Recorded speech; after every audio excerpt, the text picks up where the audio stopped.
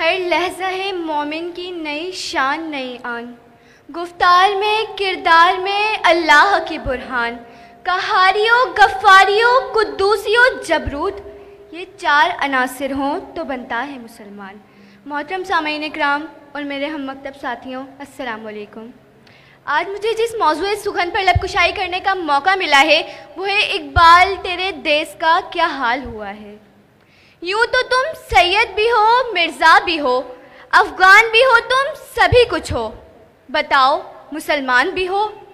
جناب صدر شاعر مشرق حکیم الامت مدد مومن ڈاکٹر علامہ اقبال نے مسلمانوں کو خواب غفلت سے بیدار کیا۔ علامہ اقبال 9 نومبر 1877 کو شہر سیالکوٹ میں پیدا ہوئے۔ اس روز اقبال نہیں بلکہ ایسی شخصیت نے جنم لیا جو آج کے دور میں ایک عظیم ہستی جانی جاتی ہے۔ عزت نفس کسی شخص کی محفوظ نہیں، عزت نفس کسی شخص کی محفوظ نہیں، اب تو اپنے ہی نگہبانوں سے ڈر لگتا ہے۔ ڈنکے کی چوٹ پہ ظالم کو برا کہتی ہوں، ڈنکے کی چوٹ پہ ظالم کو برا کہتی ہوں، مجھے سولی نہ زندانوں سے ڈر لگتا ہے، مجھے سولی نہ زندانوں سے ڈر لگتا ہے۔ جناب صدر وطن عزیز کے حکمران ہاتھ میں کشکول لیے ہر وقت بھیک ملنے کے حالات کا انتظار کرتے رہتے ہیں، بلکہ ہماری آئندہ آنے والی نسلوں کو گداگری جیسی شرمناک عادات سے متعارف کروایا جا رہا ہے۔ تاریخ میں قوموں کے کئی ایسے قصے درج ہیں جنہوں نے مصلحت کے نام پر بھیک لی، جن کا انجام بازار میں پڑے سفید جسموں کی مانند کمتر اور حقیر بن کر ابھرا۔ میرا طریق امیری نہیں فقیری ہے، میرا طریق امیری نہیں فقیری ہے، خودی نہ بیچ غریبی میں نام پیدا کر، خودی نہ بیچ غریبی میں نام پیدا کر۔ صدر علی وقار ایسا ہی کچھ حال وطن عزیز کا ہے۔ امداد پر امداد لینے کی یہ وجہ جب حکمرانوں سے پوچھی جائے تو جواب آتا ہے کہ پاکستان ایک غریب ملک ہے۔ جناب صدر کیا جواب آتا ہے کہ پاکستان ایک غریب ملک ہے۔ اس بھیک نے میرے ملک کے حالات کہاں سے کہاں تک بدل کر رکھ دیے۔ کیا یہ ہے اقبال کا پاکستان؟ جناب صدر افسوس، صد افسوس۔ ارے یہ بات کرتے ہیں اقبال کے خواب کی تو یہ جاننے کہ اقبال کا خواب تھا کیا۔ وہ خواب تھا کہ ایک ایسی ریاست قائم کی جائے کہ جہاں وہ عدل و انصاف ہو، کہ جہاں کی مشرقی خاتون مشرق سے نکلتے سورج کی مانند روشن مستقبل کی ضامن ہو۔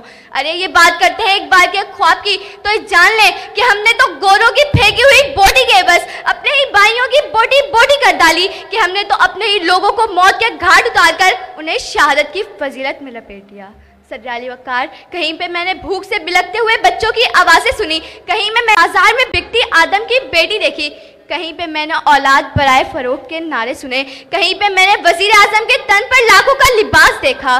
تو صدر علی وقار علامہ اقبال فرماتے ہیں، کیوں سکھاتے ہو انہیں انقلاب کے راستے، کیوں سکھاتے ہو انہیں انقلاب کے راستے، یہ کمزور ہاتھ بغاوت نہیں کرتے، یہ کمزور ہاتھ بغاوت نہیں کرتے۔